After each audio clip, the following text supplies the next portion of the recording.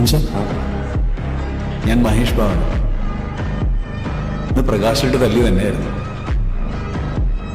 നിന്നെ തിരിച്ചു തല്ലിയിട്ട് ഞാൻ കാലേ ചെരുപ്പിടുള്ളൊരു വാക്ക് പറഞ്ഞു. എന്നെ എന്റെ കവലയിലിട്ട് തല്ലിയവൻ ആരായാലും അവനെ തിരിച്ചല്ലാതെ മഹേഷ് ബാബുവിനെ ഇനി ചെരുപ്പിടുകയില്ല.